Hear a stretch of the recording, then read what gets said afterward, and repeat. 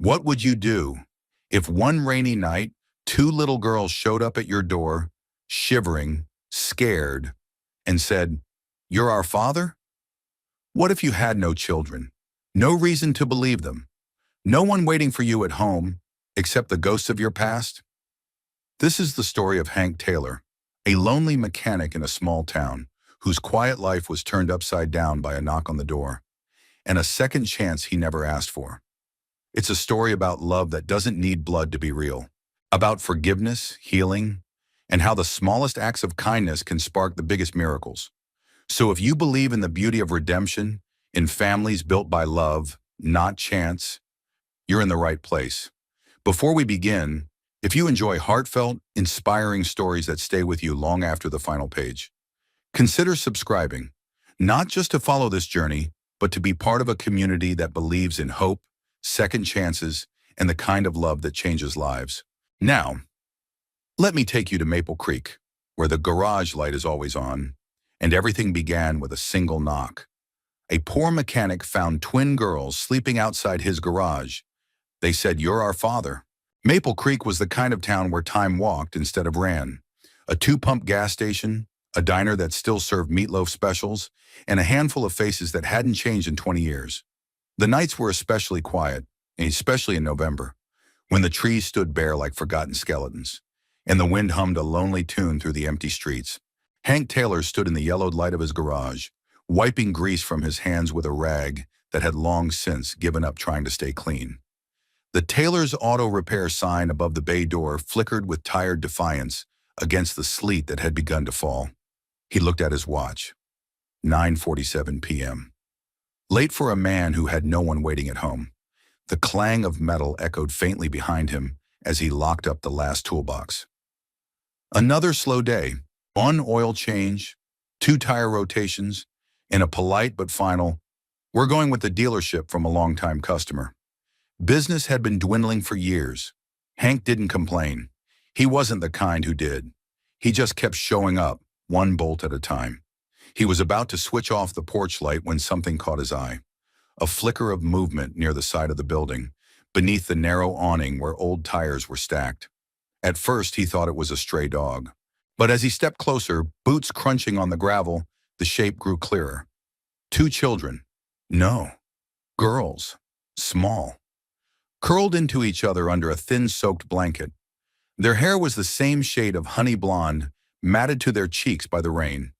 They were shivering so violently their teeth chattered in rhythm. "Hey now," Hank said gently, crouching beside them. His voice was gruff from disuse, but low and warm. "You all right, sweethearts? Are you hurt?" One of the girls stirred. Her eyes opened, wide, impossibly blue, and far too tired for someone her age. "Are you Mr. Hank?" she asked, her voice barely a whisper. He blinked. Yeah, I'm Hank Taylor." The girl looked at her sister, who nodded once without opening her eyes. She turned back to him, eyes shining with tears and something deeper. Fear, maybe, or hope. "You're our father," she said. The words hit Hank like a wrench to the chest. He rocked back on his heels, heart stuttering in his ribcage. For a moment, the only sound was the sleet tapping on the metal roof. What did you say?" The girl pulled the blanket tighter around her sister. "Our mama. She told us your name.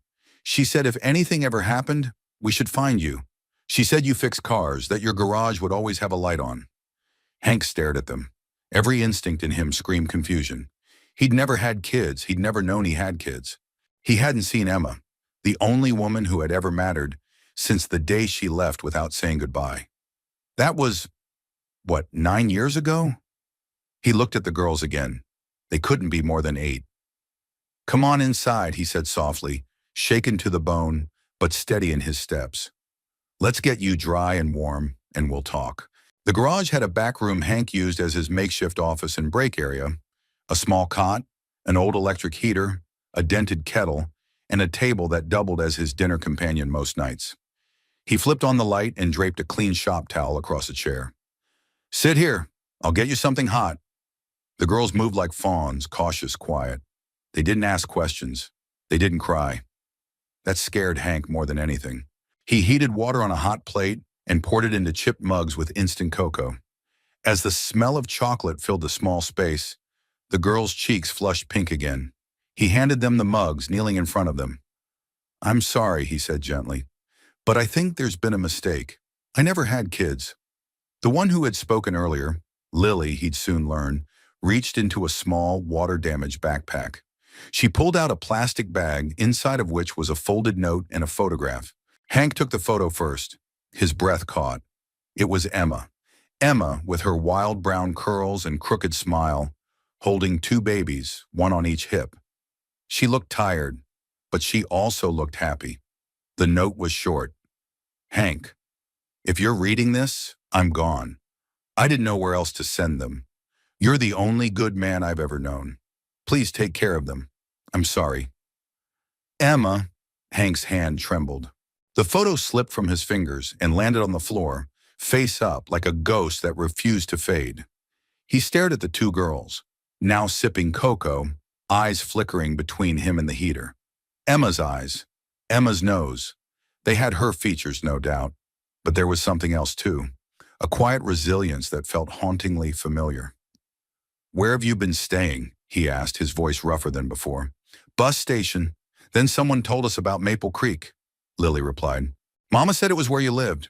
We walked, slept in old places."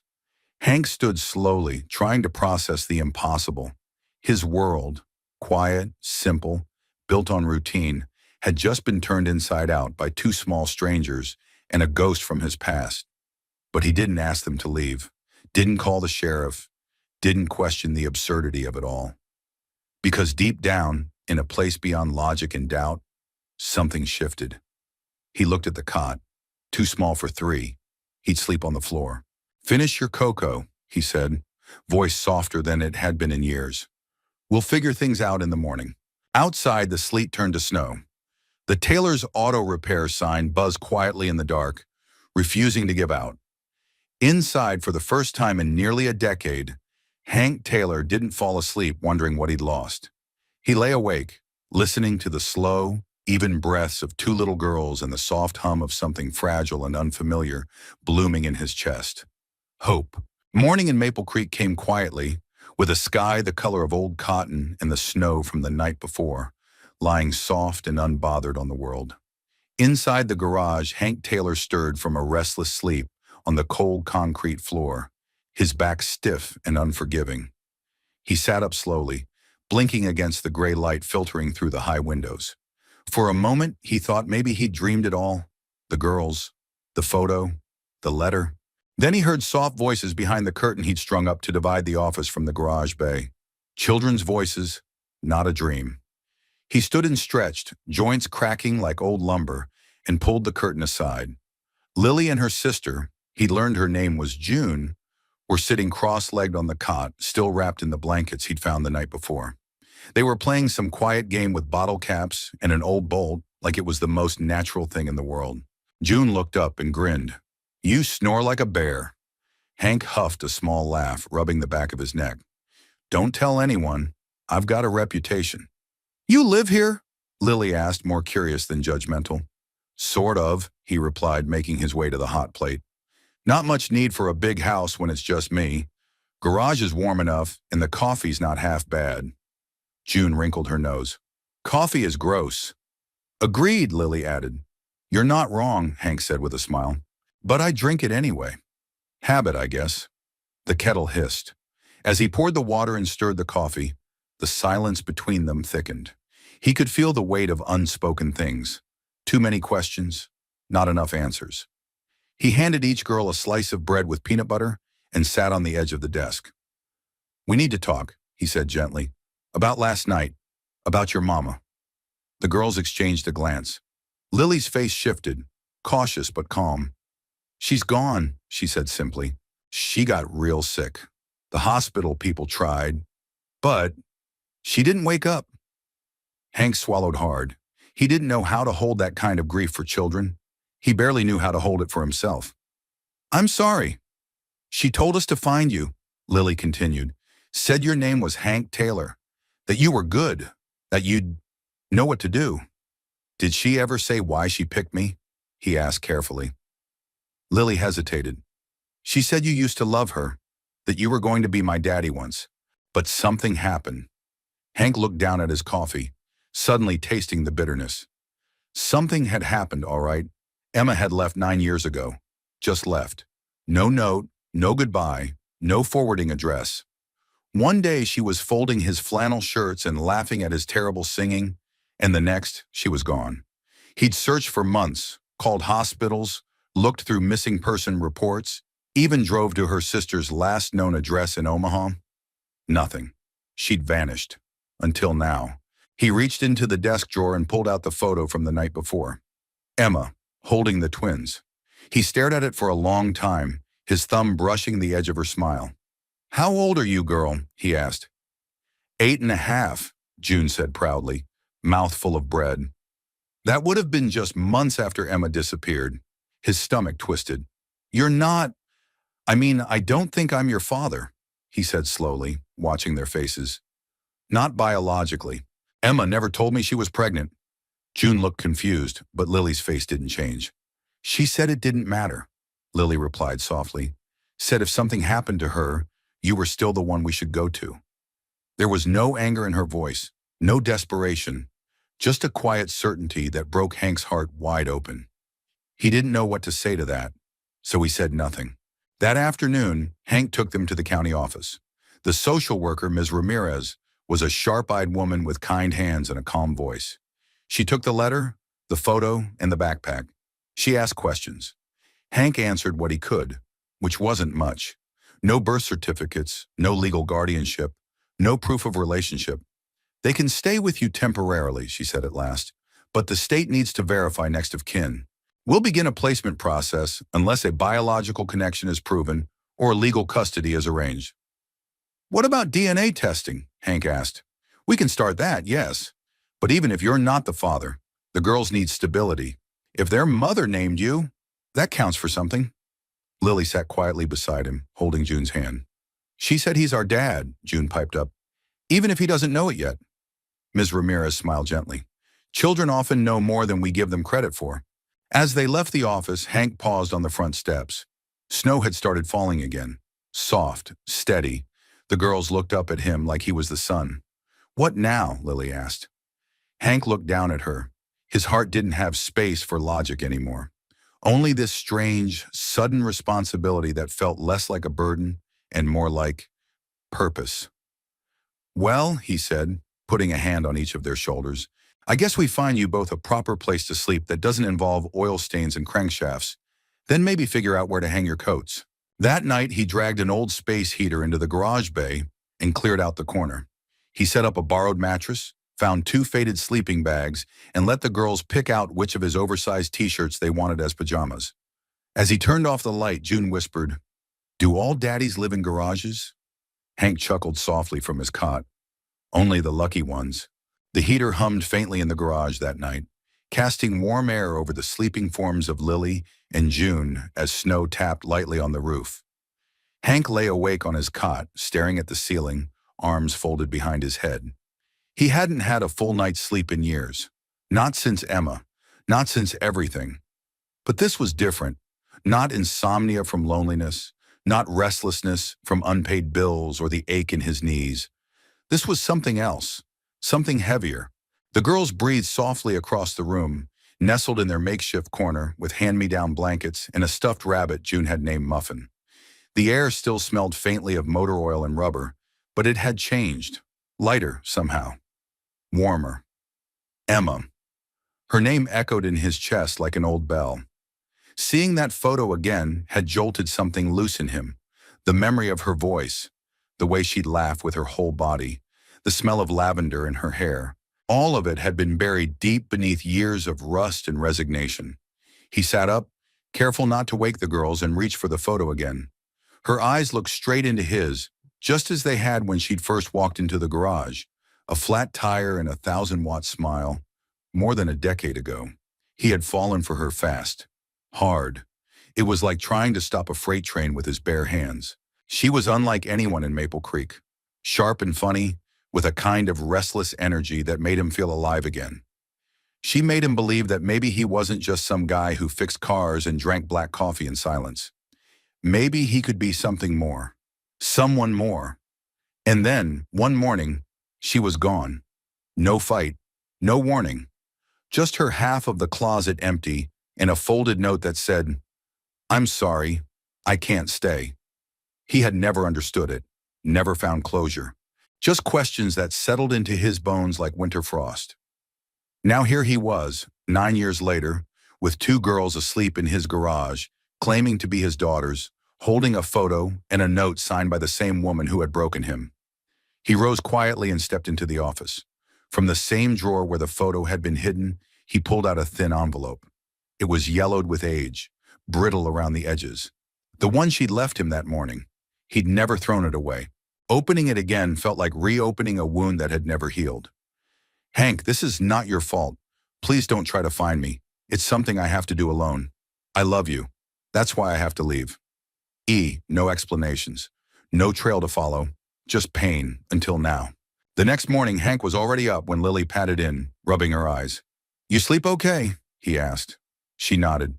"It's warmer than the bus station." He smiled. "We'll get you girls something better soon. I promise." Lily glanced at the photograph on the desk, the one with Emma and the twins. "Do you miss her?" Hank didn't answer right away. Instead, he leaned back, hands in his pockets. "Every day," he said at last. "She used to sing to us," Lily said softly. "Mostly old songs. She said you taught her one. Something about the moonlight and a truck." Hank chuckled despite himself. "Harvest Moon. Neil Young. She hated country, said it was all about breakups and beer. But that song, she'd hum it every time she was doing dishes." Lily nodded like she knew. Maybe she did. "She said you were the only person who ever made her feel safe," Lily added, "even when she messed everything up." Those words hit harder than he expected. "Did she ever say why she left?" he asked gently. "She said she made mistakes, big ones, and that some things couldn't be undone." Hank leaned forward, elbows on the desk.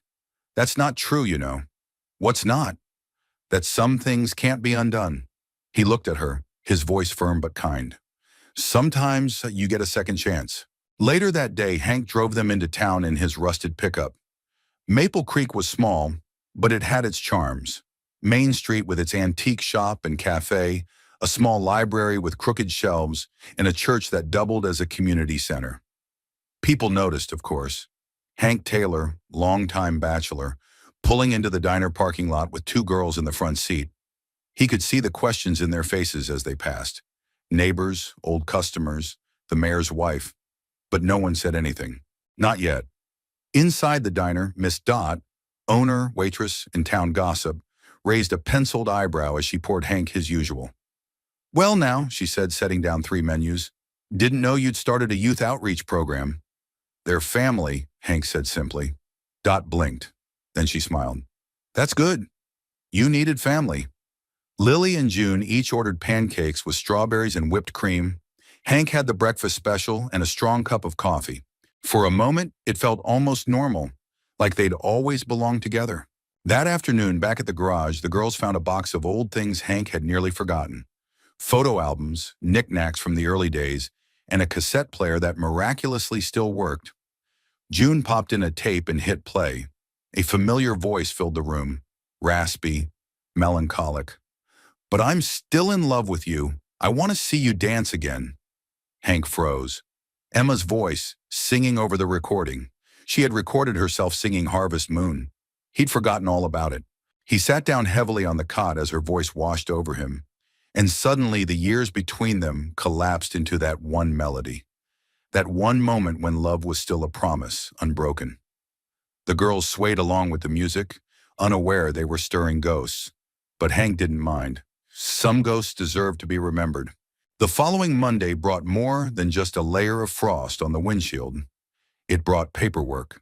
Hank stood in the county office again, wearing his best flannel shirt, freshly ironed for the first time in years, though it still smelled faintly of diesel and sawdust. Lily and June sat side by side on the stiff plastic chairs in the waiting area, kicking their feet in rhythm and whispering about which of them could make the receptionist smile first. Hank glanced at them and shook his head, a ghost of a smile tugging at the corner of his mouth. Across the desk, Miss Ramirez tapped her keyboard with quiet precision. Her eyes flicked to the screen, then back to Hank. "So," she said, folding her hands, "we've initiated the DNA test. That'll take a few weeks to process. In the meantime, we're treating this as an informal kinship placement." "Meaning?" Hank asked, brow furrowed. "Meaning the girls can stay with you for now. But until there's a formal guardianship or custody decision, you're not legally recognized as their parent. You're a safe harbor." He nodded slowly. "I can live with that." She leaned forward slightly. "Mr. Taylor, it's important you understand what this means. Medical decisions, school enrollment, even something as simple as a field trip permission slip. You won't be authorized." Hank shifted in his chair. "I get it, but they've got nowhere else to go." "And you're sure you want this?" He looked back through the glass window into the waiting room. June was braiding Lily's hair, tiny fingers working with the same concentration he used when rebuilding a carburetor. Their eyes were bright, voices light, as if they had no idea their lives were balancing on the edge of a system too big to understand. "I'm sure," he said. "Whatever they need, I'll figure it out." Miss Ramirez studied him for a beat longer than was comfortable. Then she nodded and pushed a thick stack of forms across the desk. "Start here."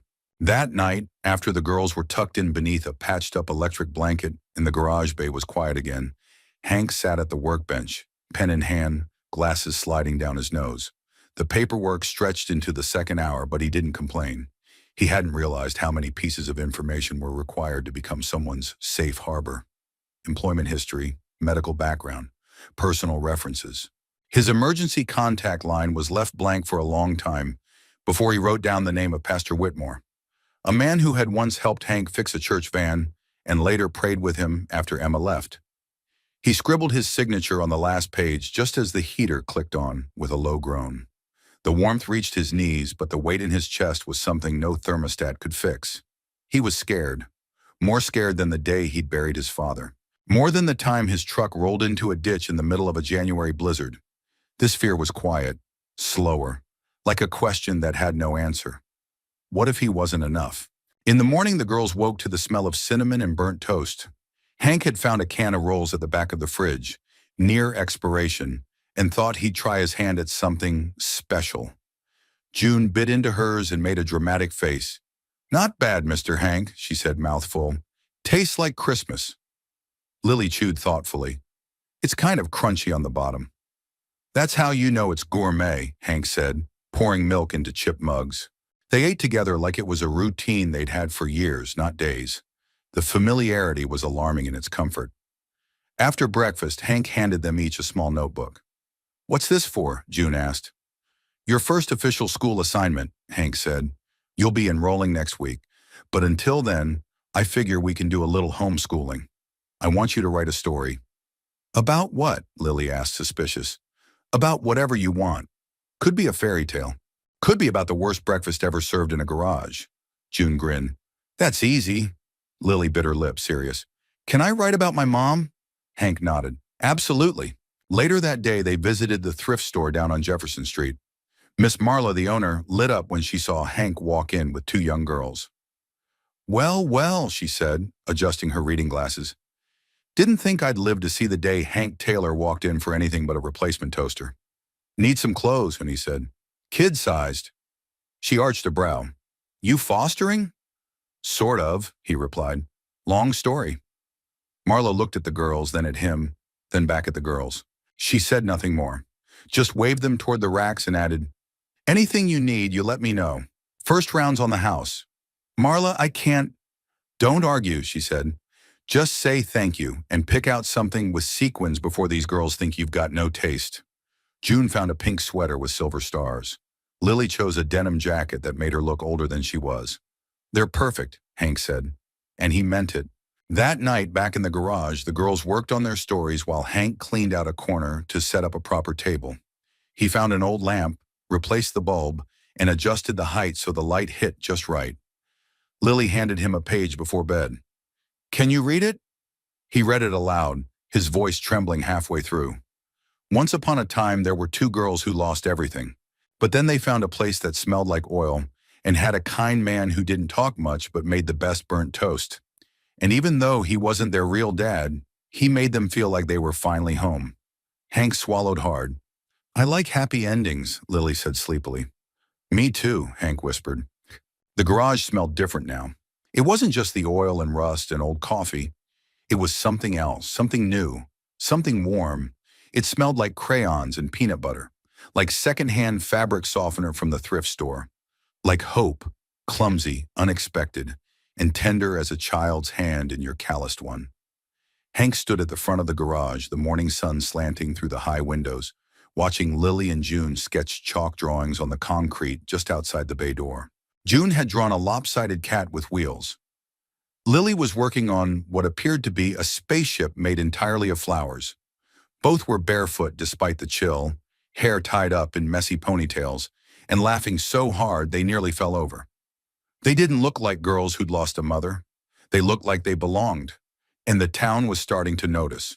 It started with the deliveries. The first was a brown paper bag left on the garage steps. Inside were 3 grilled cheese sandwiches, still warm, and a napkin with a smiley face drawn in black marker. No name, no note. The next day, it was a bundle of coloring books and 2 brand new toothbrushes and a pink ribbon. Then a box of canned soup and boxes of macaroni with a card that read, "Kids get hungry. Call if you need more. Dottie Erarf the diner." By the end of the week, there was a small pile beside the tool shelf. Winter coats, mittens, school supplies, a pair of sparkly purple rain boots. Hank didn't ask for any of it. He didn't need to. Maple Creek had always been the kind of place where folks waved at passing trucks, where the postman knew your dog's name, and where gossip traveled faster than truth. But it was also a place where kindness quietly did its work. Still, not everyone was on board. On Saturday, Hank took the girls to the town's library, a 2-room brick building nestled beside the church, where Mrs. Whitley, the town's only librarian and unofficial moral compass, reigned from behind her oak desk like a benevolent queen.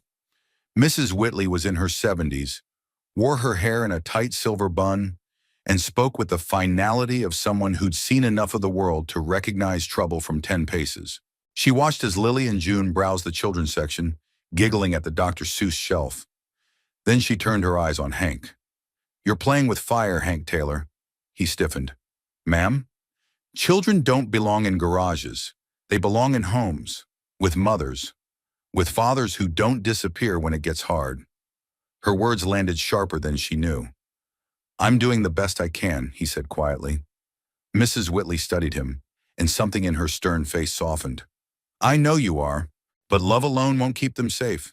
Make sure you're not trying to fix what can't be fixed. You're a good man, but good intentions have their limits." Hank didn't argue. He knew the truth in her words. Still, as he watched June proudly hand over her new library card and Lily tuck her chosen books under one arm like prized possessions, he couldn't help but think, maybe good intentions were exactly what this broken world needed more of. Later that evening, the girls helped him clean out the old garage closet. It had once held spare parts and forgotten tools, but Hank had decided it would make a decent space for a reading nook. June sat cross-legged, blowing dust off a box labeled Keepsakes. "What's in here?" "Old stuff," Hank said, brushing off his hands. "Mostly junk." Lily opened the box gently. Inside were photos, black and white snapshots of Hank as a boy, a Polaroid of his dad holding up a fish, and, near the bottom, a wrinkled birthday card signed, "Love always, Emma." Lily studied it. She really did love you. He looked over her shoulder, heart tightening. "I think she did." June held up a tiny plastic toy truck. "Can I keep this?" "Sure," he said, throat dry. The girls arranged their new reading corner with pillows, a small lamp, and the cardboard box turned sideways as a bookshelf. When it was done, Lily stood back and nodded. "Perfect." And for a moment, it was. That night, Hank was closing up the shop when a familiar voice called his name. "Taylor!" He turned to see Pastor Whitmore walking up the gravel path, wind tugging at his coat. Tall and lean with a trimmed beard and worn leather Bible under one arm, the pastor had been Hank's quiet friend for years. Someone who didn't press, didn't pry, just showed up when it mattered. "I hear your quiet garage got a little louder lately," Whitmore said with a smile. "You could say that." "Sucker." The pastor studied him for a moment. "You all right?" "I don't know," Hank admitted. I keep wondering if I'm doing this right, if I'm giving them enough, if I'm going to mess this up. You will, Whitmore said without hesitation. We all do. Hank raised an eyebrow. But what matters is you're showing up, the pastor continued.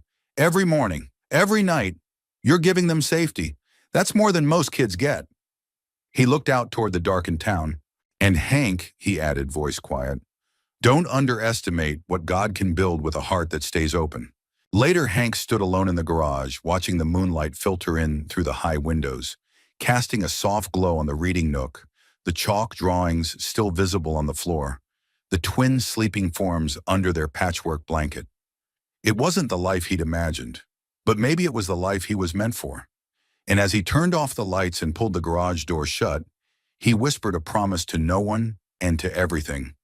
I'll stay open. I'll show up. Because love wasn't perfect. It didn't come with blueprints or instruction manuals, but it was workable. And Hank Taylor was nothing if not a man who knew how to fix things. It was late afternoon when the knock came.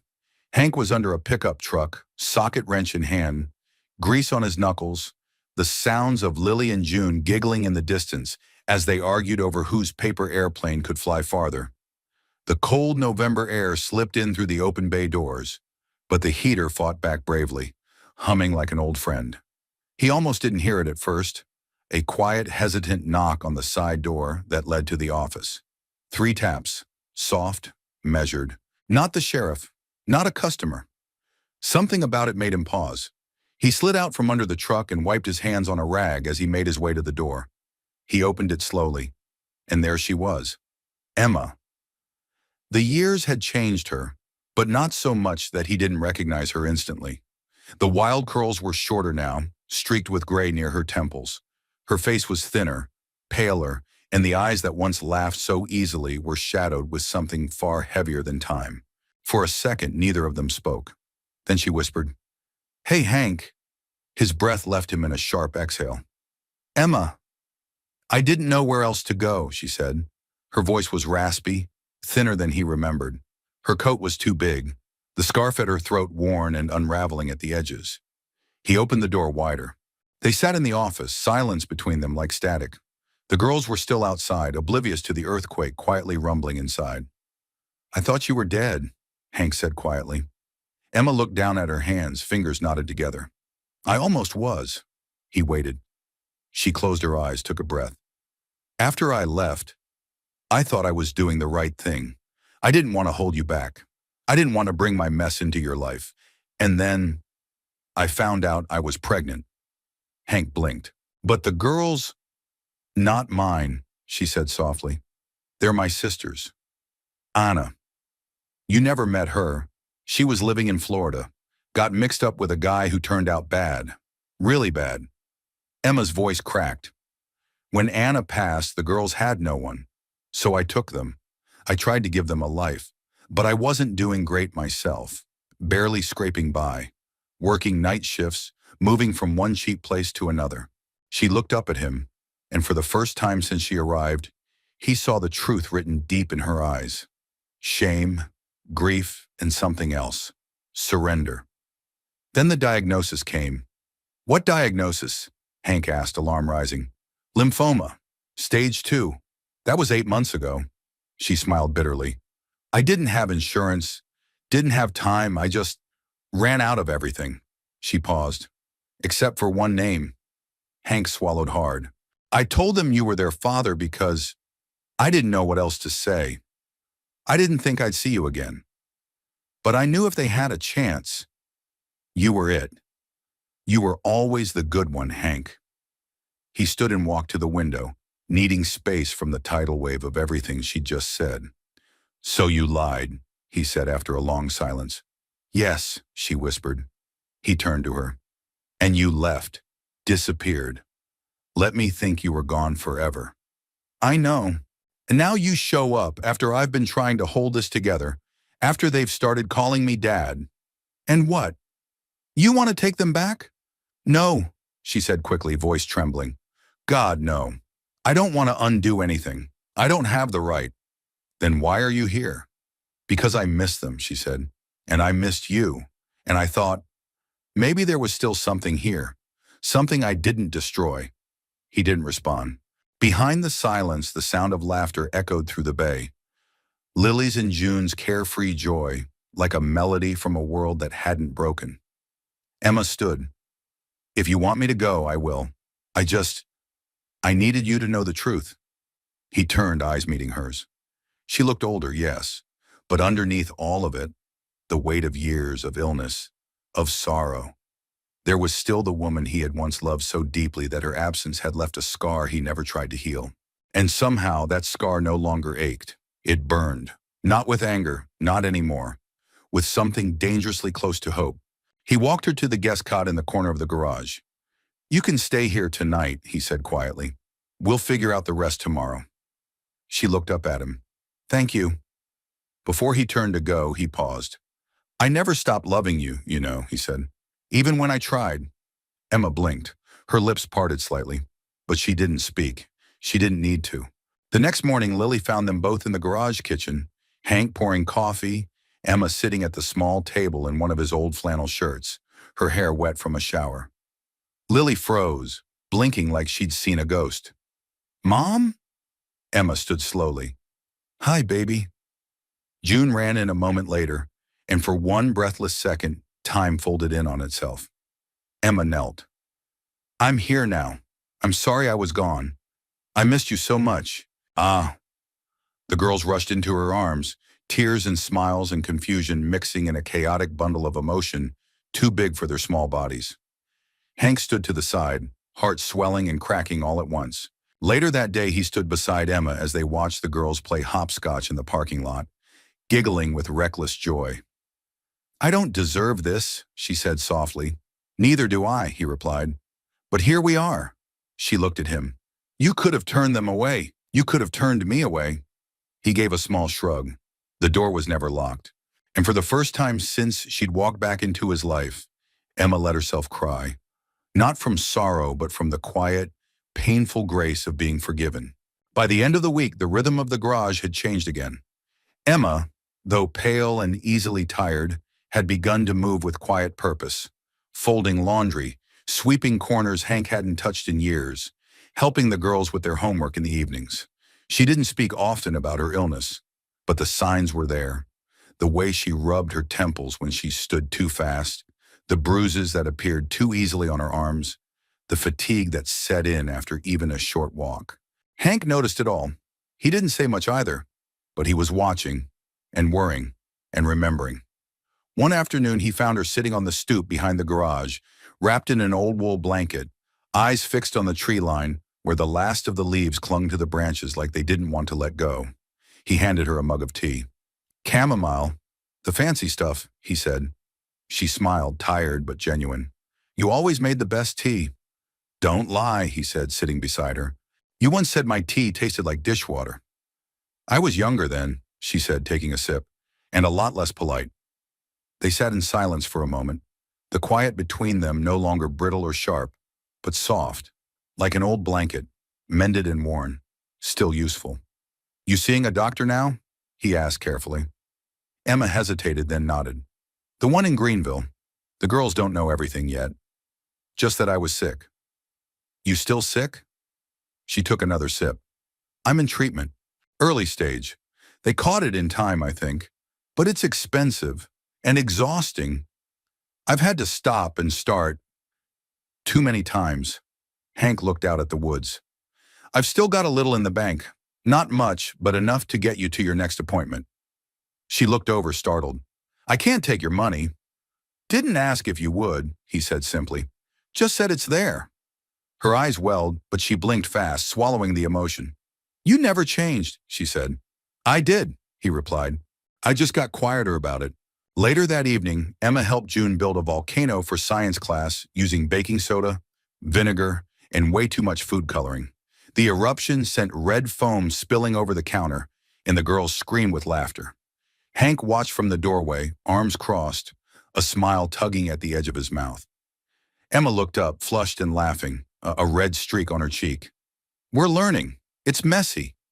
It always is, Hank said. The next day, Emma and Hank drove to the clinic in Greenville. A quiet hour on winding roads lined with winter-naked trees. The girls stayed with Miss Dodd at the diner, where they got spoiled with pancakes and chocolate milk, while Hank and Emma sat in a waiting room painted in pale blues and too many motivational posters. The nurse called Emma's name. She stood, then turned back. "You don't have to wait. I'm not going anywhere," he said. She nodded once, then disappeared behind the door. While he waited, Hank read a pamphlet on treatment options and another on support for caregivers. The word caught him, caregiver, like it didn't belong to him. But the more he thought about it, the more it felt right. He was giving care in every way he knew how, and it was changing him. They drove home in silence for the first few miles. Emma was pale again, visibly drained. "You okay?" he asked. She nodded. "The doctor said the chemo's working, slowly, but it's working." "That's good." He asked if I had a support system, someone to help. She looked over at him. "I told him I did." They were quiet again. Then she said softly, "You could have hated me, Hank. You probably should have." "Maybe," he said, "but hating you never made sense. Loving you did." She turned to the window, blinking fast. That night, Hank found Lily in the reading nook, scribbling in her notebook. "What are you working on?" he asked. "A story," she said, "about how love can be like fixing a car." He raised a brow. "That's so?" "Yeah," she said seriously. "Like sometimes you think it's broken, but really it just needs someone to care enough to try." Hank sat beside her, quiet for a long time. "That's a pretty smart story," he said. She shrugged. "You fix stuff. Mom used to break stuff. I write about it so I don't feel so weird." "You're not weird, sweetheart. You're brave." She smiled but didn't look up. Days turned into a week. Then 2. The girls settled deeper into the rhythm of garage life, school days, and bedtime routines. Emma began to regain some color. Hank found himself humming while making breakfast. One Sunday morning after church, Pastor Whitmore pulled Hank aside. "You look different," the pastor said. "I feel different." Whitmore studied him. "She's back. That a good thing?" "I think it is." "Think or no?" Hank paused. "No." "Then let her in," the pastor said. "Second chances don't knock twice." That evening, as snow began to fall lightly outside the garage and Lily and June drifted off under their blankets, Hank and Emma sat at the old workbench, sipping tea. She reached over and took his hand, a small gesture but steady. "I don't know what tomorrow brings," she said. "I can't promise much, but I want to try, if you'll let me." He looked at her, at the scars and strength in her eyes, at the quiet storm she carried so gracefully now. "I never stopped leaving the light on," he said, "even when I thought you'd never come back."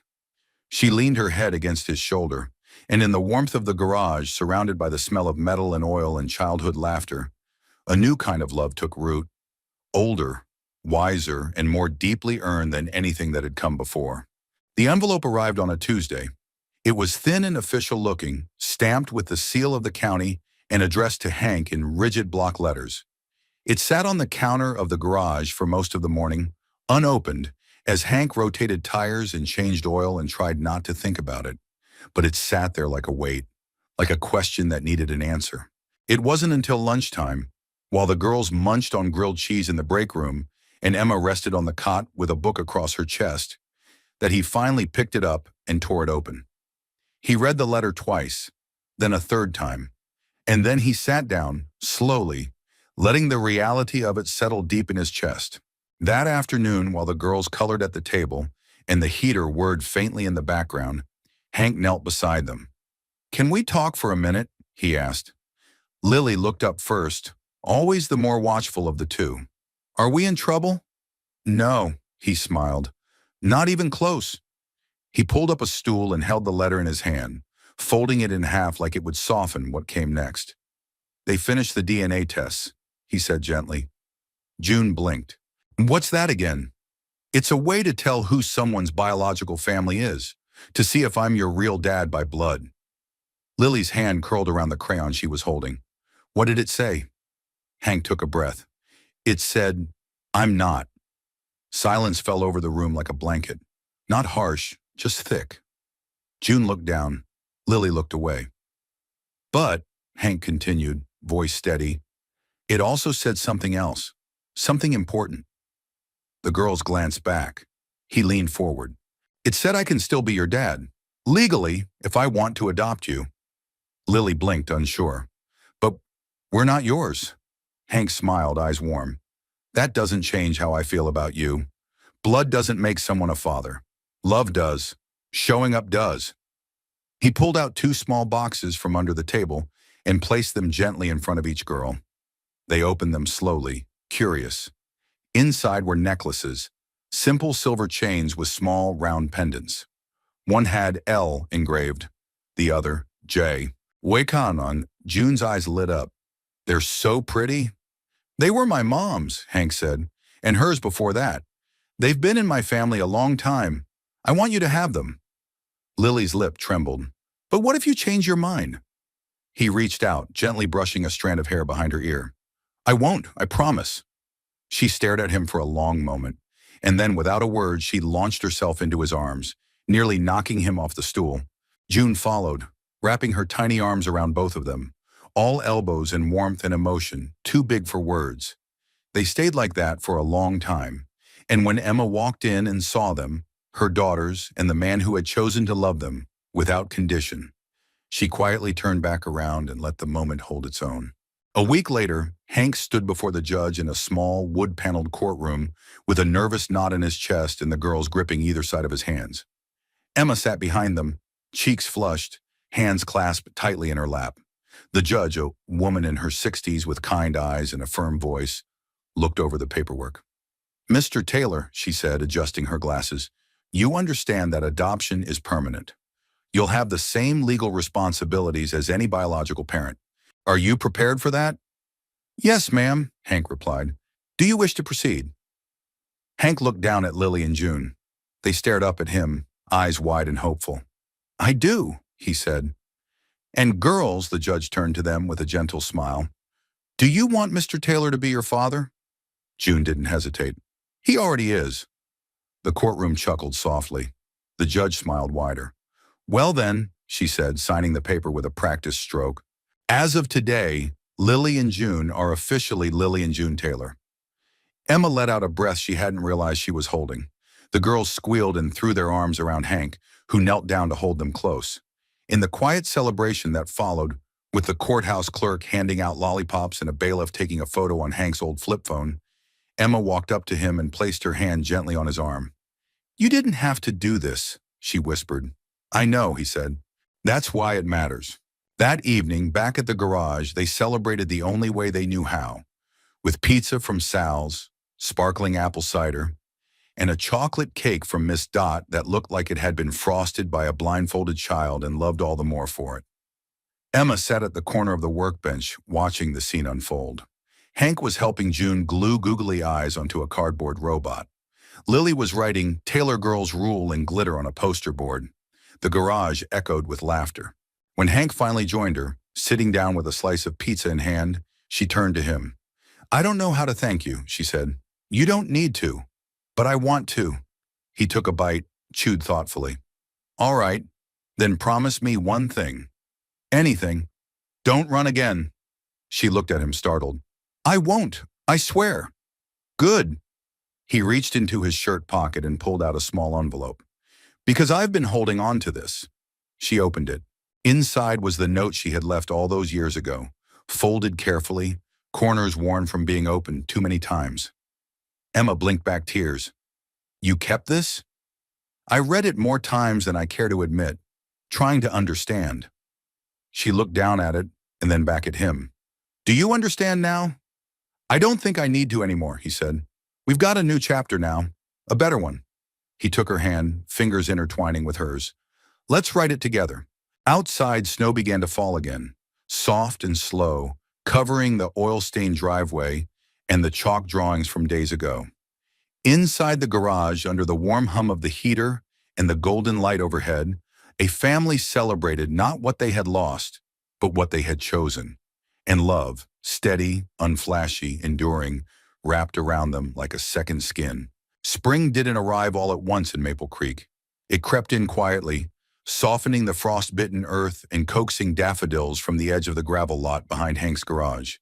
The snowmelt trickled down from the hills, and for the first time in months, The air no longer carried the scent of wood smoke in winter, but of new beginnings, wet soil, motor oil, and something like hope. Inside the garage, things were changing too. The workbench had been cleared of its usual clutter, replaced with hand-drawn artwork from Lily and June. A smiling truck with flowers growing from the tailpipe, a stick figure family standing in front of Taylor's Auto and Heart Repair, and a colorful sign that read, "Girls Welcome Here." Business was picking up again, slowly but surely. Word had spread, partly from Miss Dott's diner, partly from Emma's quiet persistence, that Hank Taylor was back, with a steadier hand and a heart even more generous than before. Some came for repairs, others just came to talk, and some came for what couldn't be fixed with tools. It was Emma's idea to start offering complimentary rides for single mothers in need of car repairs. She called it Taylor's Grace Days. Once a month, she'd put out a flyer, simple, black and white, promising a free checkup and discounted labor for anyone in a bind. At first, Hank resisted. "Emma," he said, scratching the back of his neck, "I can barely cover my own costs. What if they take advantage?"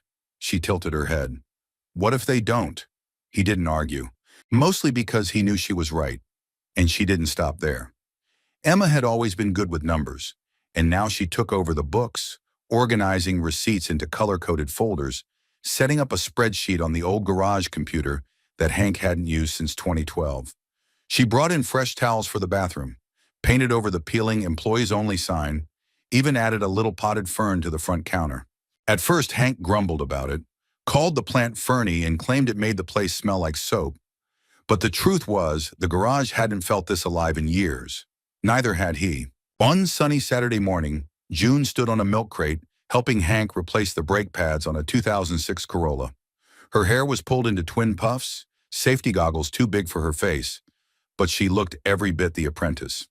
"You think I could be a mechanic when I grow up?" she asked, peering into the wheel well. Hank smiled. "If you can get that bolt loose without stripping it, you already are."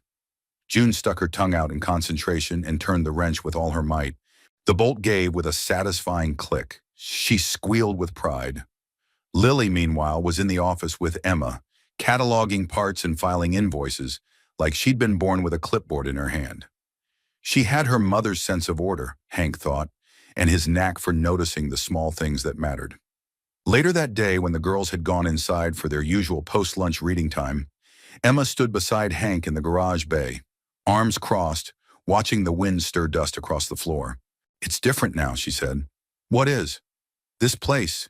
You. Us." He looked around. The same cracked floor, the same tin roof, the same fading Taylor's Auto Repair sign, and yet everything was different, because now love lived in the corners. "I think it's the best it's ever been," he said. But healing wasn't just in the building, it was in the people too. Emma's hair had started to grow back, soft curls returning at her temples, just a hint of the wildness he remembered. Her cheeks had more color, her voice more strength. She still had rough days. Mornings where the nausea lingered too long, afternoons when fatigue stole her breath. But she smiled more, laughed easier, held Hank's hand like she meant it. And Hank, who once thought his life was winding down like a rusted engine, was learning to believe in forward motion again. One evening after the girls had gone to bed, he found Emma sitting under the string lights they'd hung outside the garage, wrapped in a blanket, a steaming mug in her hands. He joined her without a word. They sat in the quiet for a while, listening to the sounds of spring, crickets, distant wind chimes, the occasional bark of a neighbor's dog. "I used to think I was too broken to come back," Emma said softly. He glanced over at her. "I thought I'd ruined every chance I had at being a mother, at being a partner, at being whole." "You didn't ruin anything," he said. "I walked away. And then you walked back." She looked at him, eyes shimmering in the low light. "Do you forgive me?" He didn't answer with words. Instead, he reached into his coat pocket and pulled out a small silver key. "This used to be for the front door of my house," he said. "But I figured maybe it should open something new." She stared at it, then took it, her fingers brushing his. "Hank, I don't know what the future looks like," he said, voice low. "But I want you in it. And the girls, I want this, for real this time." She nodded, tears slipping down her cheeks. "Then let's build it together." The next morning, the girls found a new sign hanging beside the old one. Still hand-painted, a little crooked, but lovingly done. Taylor Family Garage, auto repair, and second chances. They stood in the sunlight, arms around each other, reading the words over and over.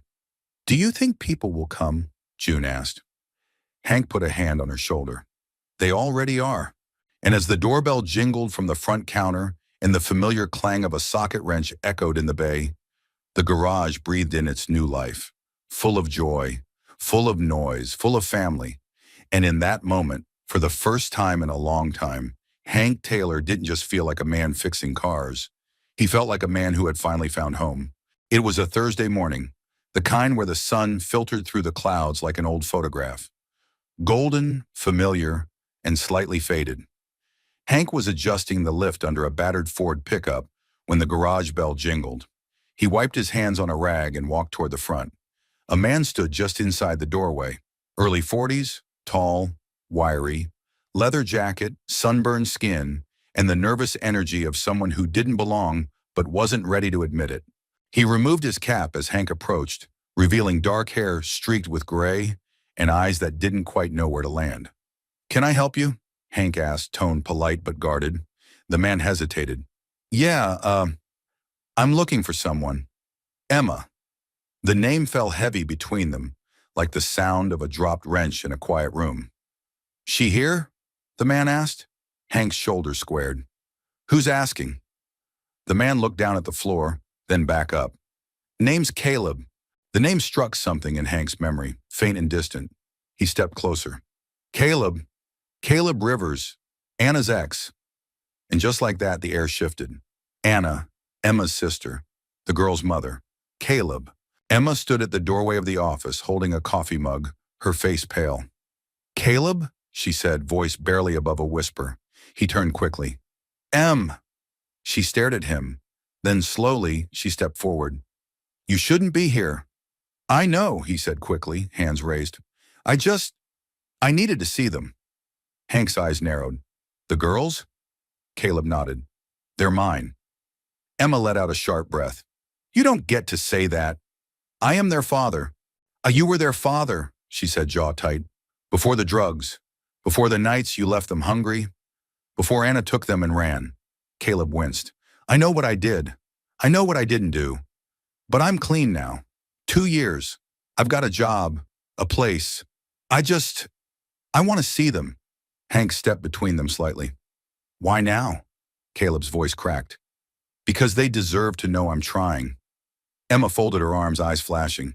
"You think showing up with a fresh haircut and a story makes up for everything?" "No," he said, "but it's something." That night, Hank and Emma sat on the porch behind the garage, the girls asleep inside, unaware that their world had been tilted at the edges. "He's not wrong," Emma said, arms wrapped tightly around herself. Hank looked at her. "He is their father," she continued. "I may hate what he did, but I can't erase him." "You don't owe him anything," Hank said. Emma nodded. "I know, but they deserve the truth. And maybe he deserves a chance to prove he's not the same man." Hank exhaled slowly. "I don't like it." "Neither do I," she said. "But this isn't about us." She turned to him, eyes searching. "Would it be okay if he saw them? Just once. Supervised." Hank looked away, heart tight. "I'll talk to the lawyer tomorrow," she added quickly. "Make sure it's safe, legal, controlled." He nodded once. "One time, here, with me." The meeting happened 2 days later, in the back lot behind the garage. It was a quiet afternoon, and the sun was warm against the concrete. Emma sat on the steps nearby, watching. Hank stood at a distance, arms folded. Caleb arrived in a worn button-up shirt, holding a small paper bag. The girls were confused at first. Lily furrowed her brow. June clung to Hank's hand. "Who's that?" Lily asked. Emma walked over and knelt beside them. "That's Caleb. He's your biological father." Lily blinked. "But we already have a dad." She looked up at Hank, eyes steady. "Yes," Emma said, her voice breaking. "Yes, you do." Caleb knelt down awkwardly, not too close. "Hey, I brought you something." He handed them each a small sketchbook, the covers hand-painted with their names. "I'm not great at art," he said, "but I tried." June opened hers and smiled. Mine has a rocket on it, Caleb chuckled. I heard you liked space stuff. Lily looked at him, serious. Are you going to stay? Caleb's face fell. No, honey, I'm not here to take you away. I just wanted to see you and say I'm sorry for everything. There was a pause. Lily looked at June, then at Hank, then back at Caleb. Okay, she said, but you can't make Mommy sad again. Caleb swallowed hard. I won't. The visit lasted 20 minutes. Then Caleb stood, nodded at Emma and Hank, and left as quietly as he'd come. Later that night, Hank tucked the girls in and found Emma sitting at the edge of the bed in the office, looking out the window. You okay? He asked. She nodded. He didn't try to take them. He didn't lie. That was more than I expected. Hank leaned against the doorframe. You think he'll come back? Maybe, she said, but I don't think the girls want him to. She looked at him. They chose you, Hank. I didn't do it for that. I know, she said, standing. She walked over and took his hand. But it matters. The next morning, Lily left a note on the workbench. Dear Dad, thank you for being the kind of dad who stays. Love, Lily, your real one, even if not by blood. Hank stared at the note for a long time, the words like a balm to every silent wound he'd carried. He folded it carefully and slipped it into his wallet, right next to the old photo of Emma and the girls. It was a gray morning when the summons arrived. A plain envelope, no return address, just the weight of uncertainty inside. Emma opened it at the kitchen table in the garage break room, her hands trembling slightly as she unfolded the letter. Her eyes scanned the words once, then again. By the third time, Hank had already set down his coffee. What is it? He asked, voice low. She looked up, eyes wide and stunned. Caleb, he's petitioning the court. For custody? Hank said, already feeling heat rise in his chest. No, she said quickly. For visitation. Regular, structured visitation. Hank stood and walked to the window, fists clenched at his sides. After one visit, he thinks he's ready for regular time with them? Emma sighed, voice strained. It's not unexpected. The lawyer warned this might happen. He turned around. And you're okay with this? No, she said firmly, but I'm not the only one who gets a say. The hearing was scheduled 2 weeks later. It would take place in the same courthouse where Hank had officially adopted the girls, where laughter had once echoed after a judge declared him their father. But this time, the air would be heavier, more uncertain. Emma spent those 2 weeks meeting with her attorney, reviewing statements, preparing documents. Caleb had hired representation too, a young, clean-cut man from a law office in Greenville. Hank didn't like him already. More than once, Hank found himself pacing the garage late at night, worry sitting in his chest like a weight he couldn't shake. He trusted the girls. He trusted what they'd built. But he didn't trust the system, not when it could reduce love to signatures and DNA. The morning of the hearing, the family arrived early. Lily wore a navy dress with tiny white daisies, and June had insisted on wearing her sparkly sneakers for luck. Emma looked calm, composed, but Hank could feel her anxiety in the way she squeezed his hand just a bit too tightly before they walked inside. Caleb sat alone at his table, hands folded, his expression unreadable. The judge, the same woman who had overseen the adoption, greeted them with a small nod. We're here today to review Mr. Rivers' petition for supervised visitation. Both parties have submitted documentation. Now we'll hear from those directly involved. Caleb spoke first. I know I wasn't the father I should have been, he said, voice quiet but steady. I failed Anna. I failed them. But I've spent the last 2 years working to be better. I'm clean. I've got a job, a stable place to live. I just want the chance to build something with my daughters. I'm not asking to take them away, just a chance to know them. His lawyer nodded approvingly. Emma was next. Caleb and I share history, she began, but I also share the truth. I took custody of the girls because Anna feared for their safety. Caleb has made progress, and I believe people can change. But I also believe that time doesn't erase trauma. I want what's best for them, and sometimes what's best is space. Then the judge turned to Hank. He stood slowly, palms sweating. I didn't expect any of this, he began. I didn't expect to become a father. I didn't expect 2 little girls to show up on my doorstep one night and call me something I'd never believed I deserved. But they did, and it changed my life. He paused. I'm not their father by blood. I know that. But I'm their father by everything that matters. By lunches packed and bedtime stories and late-night fevers and scraped knees. By presence. By choice. He looked directly at Caleb. I believe you're trying to do right. I do. But this isn't about redemption. It's about them. And right now what they need is peace. Stability. Not confusion. The judge nodded, then looked at Lily and June, who sat in the front row holding hands. Would either of you like to speak? She asked gently. Lily stood up. I don't remember him, she said, pointing to Caleb. But I remember when Mom got sick. And I remember Mr. Hank making us pancakes even when he burned them. I remember how he fixed June's robot when she cried. I remember him. She looked at the judge. He's our dad. June nodded firmly beside her. For always. The courtroom was quiet. Then the judge leaned back in her chair, hands steepled. Mr. River, she said, your efforts at recovery are commendable, and it's clear you care deeply for your children, but this court's priority is their well-being. She turned toward Emma and Hank. Given the girls' clear attachment, the legal adoption, and the testimony provided, I see no benefit in court-ordered visitation at this time. Petition is denied. Caleb bowed his head. There were no outbursts, no protests, just silence. And then something unexpected happened. Caleb stood, turned toward Hank, and extended his hand. I get it, he said. They're yours now. But if someday they want to know me, really know me, I hope you'll let them. Hank studied him for a moment, then shook his hand. If that day comes, Hank said, we'll cross that bridge. Together. That evening, back at the garage, the girls celebrated with grilled cheese and a sheet cake that said, Forever Family, in slightly smudged red frosting. Emma laughed so hard she cried when June added googly eyes to the leftover decorations. Later, when the dishes were cleared and the girls were curled up asleep in their nook, Hank stepped outside into the cool night air. Emma joined him a few minutes later, her arms wrapped in a blanket. They're safe, she said. They always were, he replied. They just didn't know it yet. She smiled at him, warm and soft. You're not just their anchor, Hank. You're mine too. He slipped his arm around her shoulders, pulling her close. No matter what comes next, he whispered, we've got this. And under the wide sky of Maple Creek, love stood taller than bloodlines, stronger than the past. Because love, real love, was never an accident.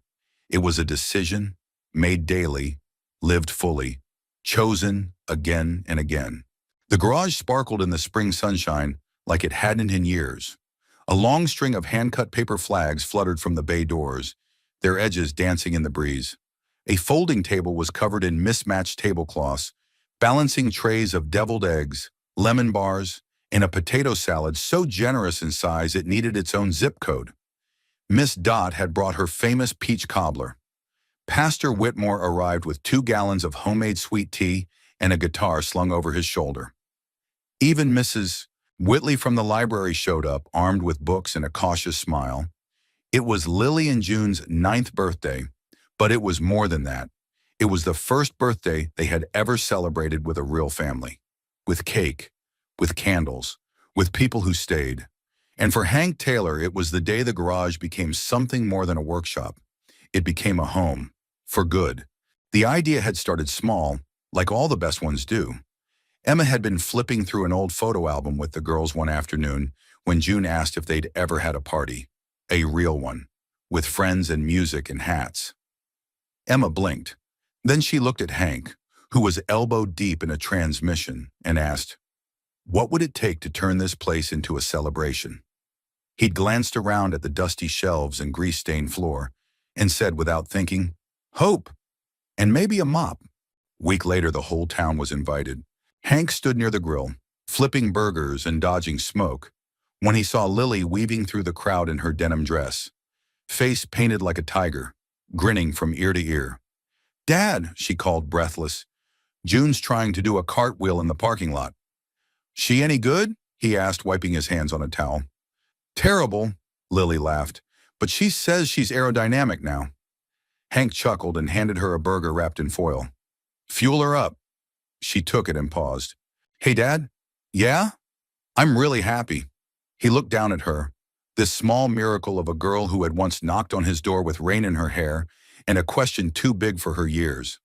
"So am I, kiddo," he said softly. "So am I." He crossed the yard. Emma stood near the edge of the flower beds, chatting with Miss Marla from the thrift store. Her hair, growing in thicker now, bounced slightly as she laughed. There was color in her cheeks, strength in her posture. Her last scan had come back clear, a milestone they'd marked with milkshakes and a sunrise drive to the lake. She caught Hank's eye from across the lawn, and for a moment, the noise of the party fell away. There was only her, and the quiet gratitude of second chances. Pastor Whitmore strummed his guitar as the sun began to dip, the notes warm and golden in the late light. Children danced barefoot near the driveway, fireflies blinking their approval. Then, with a gentle smile, he called for everyone's attention. "I've been around this town for a lot of years," he began, voice gravelly and kind, "and I've seen a lot of stories. Some short, some messy, some that didn't seem like they'd turn out at all." He looked at Hank. But then a man opens his door one night, doesn't ask why, doesn't wait for proof, just opens his heart. The crowd murmured with soft smiles. And somehow in a town of cracked sidewalks and rusty signs, love grows again. He turned to Lily and June. "And you two," he said with a wink, "reminded all of us that family isn't about matching names or perfect plans. It's about showing up." Applause broke out, light and genuine. June bowed dramatically.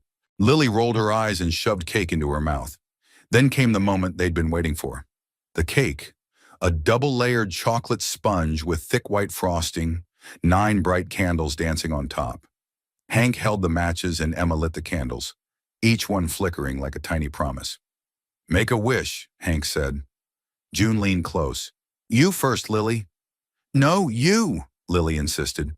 They argued for a few seconds, then finally leaned in together and whispered something no one else could hear. Then they blew out the candles, giggling, hands clasped tightly. Later that night, after the tables were folded and the guests had drifted away, Hank stood alone in the garage bay, taking it all in. The garage still smelled faintly of gasoline and grilled onions. A single balloon floated near the ceiling. The chalk drawings from the party had already begun to fade under the faint mist of evening dew. He walked to the corner where his old cot used to sit, now replaced by a cozy armchair and a bookshelf built by June, and him during one particularly rainy weekend. He didn't recognize this version of his life, not because it was unfamiliar, but because it was full. Emma entered quietly holding 2 mugs of tea. "Girls are asleep," she said, handing him one. "Out cold? Like little angels with frosting breath." They stood for a moment, sipping in silence. Then she turned to him. "You saved them," she said. He shook his head. "No, they saved me." She rested her head on his shoulder. "Maybe we all saved each other." A long beat passed. Then he reached into his pocket and pulled out something small and smooth. A ring, simple, silver, quietly worn. Emma stared. "I was going to wait," he said, "but waiting's never been my strong suit." She blinked, lips parting. "I don't need big speeches," he said softly.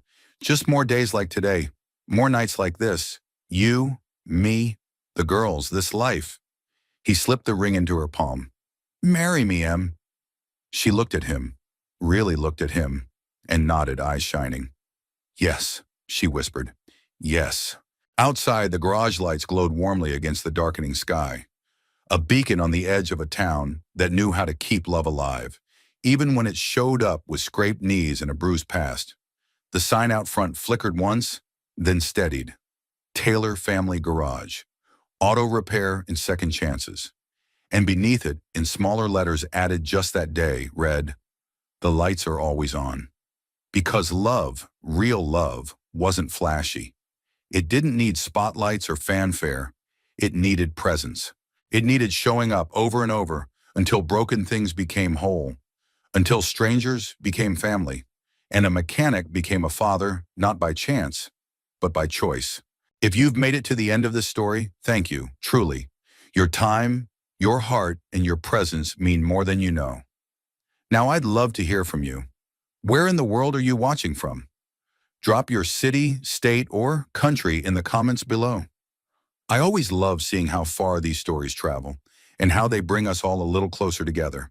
And if this story touched you, inspired you, or made you believe in second chances just a little more, Don't forget to hit that subscribe button so you don't miss the next chapter in this journey of love, hope, and healing. We've got many more stories to share, and I'd be honored to share them with you.